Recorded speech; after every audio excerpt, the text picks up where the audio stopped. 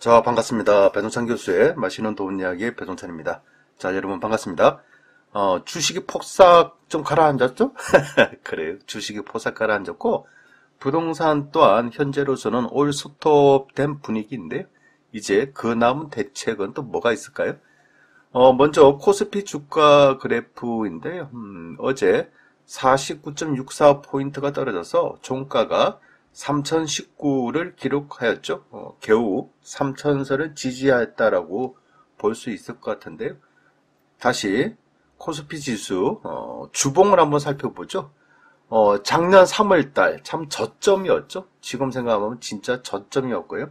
1439에서 올해 6월달 최고점 3316을 찍은 후에 이제는 완전히 좀 완전 뭐 꺾어졌다, 포싹 가라앉았다라고 이렇게 말씀을 드릴 수가 있을 것 같아요. 어떻게 보면 이 상승의 힘은 약해졌고 하락의 압박은 가해지는 듯한 그런 느낌이 든다는 거죠.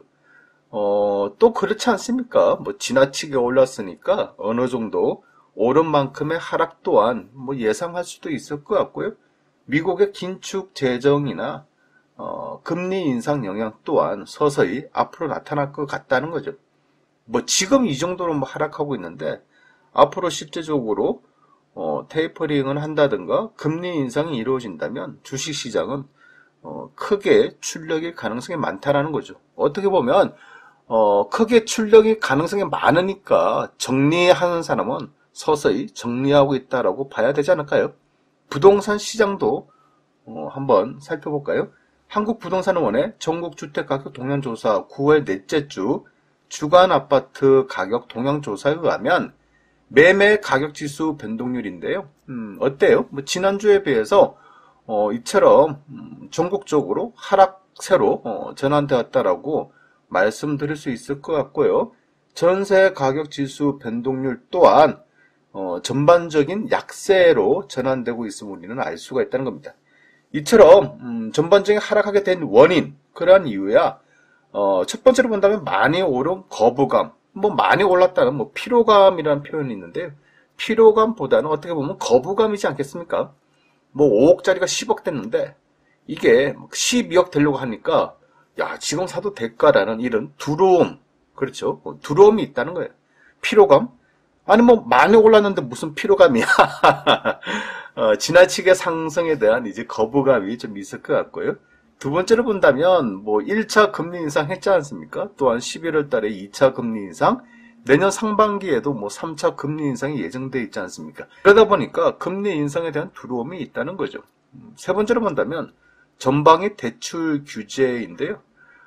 이제 뭐 정부는 뭐 양도소득세, 뭐 취득세, 종합부동산세, 조세 정책으로 어떻게 부동산 가격을 안정화시키려고 했는데 조세 정책을 펼치니까 결국 부동산 가격이 더 올라갔다는 거예요. 오히려. 그러다 보니까 이 조세 정책, 즉 강력하게 세금을 규제하게 됨으로써 부동산 가격이 안정화될 것이다라는 이런 기대감이 없어졌다는 거죠. 그래서 조세 정책 말고 남은 정책이 이제 금융 정책이 되겠죠. 금리를 인상한다든가 대출을 규제하는 정책, 이런 정책들을 이제 쏟아낸다라고 봐야 되겠죠. 따라서 세 번째, 전방위 대출 규제가 지속적으로 이루어졌다는 거예요. 그러다 보니까 이제 보통 사람들이 내 집 마련도 어려워졌겠지만은 한편으로 보면 은행 돈을 이용해서 투자를 하고자 하는 그런 투자하는 사람들의 자금줄 또한 막아놨다. 이러한 영향이 부동산 시장에 서서히 나타나고 있다라고 이렇게 설명을 드릴 수가 있을 것 같아요. 네 번째로 본다면 주택 공급에 대한 차후 입주에 대한 부담이죠. 그래요. 뭐 주택 공급, 뭐 말은 200만 호지 않습니까? 물론 되든 안 되든 이처럼 뭐 한 3, 4년 동안 계속 주택 공급을 한다는 거고, 어찌 됐든 3, 4년이 지난 뒤에는 입주가 시작한다는 거 아닙니까? 그렇다면 앞으로 길게 보면 한 5년 정도 지나면 말 그대로 200만 세대가 입주인데 공급에 입주하는 물량에는 장사가 없는 법이겠죠. 따라서 주식시장 또한 마찬가지지 않습니까? 미국의 금리 인상을 대비해서 지금 파는 사람은 팔듯이 앞으로 3, 4년 뒤에 엄청난 주택 공급에 의한 입주 물량, 요거를 대비해가지고 이제 서서히 움직이는 사람도 발생할 수 있다는 거죠. 물론 3, 4년 뒤에 입주하는 물량을 가지고 지금 팔겠냐라고 생각도 하겠지만은 선뜻 매수하기가 두렵다라고 이렇게 표현하는 게 좀 더 정확하지 않을까요? 여기에 한국부동산원은요, 추석 연휴가 꼈기 때문에 그래요. 추석 연휴가 꼈기 때문에 아파트 가격의 주택 가격의 상승폭이 축소된 원인이다라고 이렇게 설명을 하고 있는데요. 어떻게 보면 또 그래요. 2020년이죠. 작년 추석 연휴 2주 후에는요. 이처럼 매매 가격 지수와 전세 가격 지수 변동률이 상승했어요. 추석이 지난 2주 후부터 이처럼 상승했는데 부동산 가격 상승률 축소된 원인이 추석 연휴 때문이다. 이렇게 좀 표현하기는 다만 뭐 일시적으로 거래량이 뭐 줄어드니까 이렇게 주택 가격이 하락했다고 하지만 제가 보기에는 이건 너무 일시적이고 주택 가격의 상승폭이 축소된 원인으로서는 좀 약하다라고 이렇게 말씀을 드릴 수가 있다는 겁니다. 여기에 더더욱 관심을 갖고 봐야 할 것은 금리 인상, 대출 규제 효과로 집값이 상승폭이 2주째 축소되고 있다라고 정부는 생각하겠죠. 당연히 이처럼 이제 좀 투기 수요가 좀 줄어드는구나라고 정부는 생각할 수가 있다는 겁니다. 따라서 정부는 금융 규제 부분에서 대출 규제를 더 압박을 가할 것 같아요. 대출 규제를 더 심하게 할 것 같은데요. 특히 전세자금 대출까지 잠근다고? 여기에 전세 대출 규제로 금융시장 대혼란이 다가올 것이다. 서민 실수요가 대부분인데 전세 대출도 규제, 카운트다운, 실수요자 피해. 그래요. 이제 완전 본격적으로 정부가 금융에서 대출을 담보대출이 아니라 전세자금 대출까지도 이제 다 규제를 하겠다는 겁니다. 집값 상승 억제를 위해서 모든 대책을 정부는 다 내놓겠다라고 이렇게 말씀을 드릴 수가 있다는 겁니다.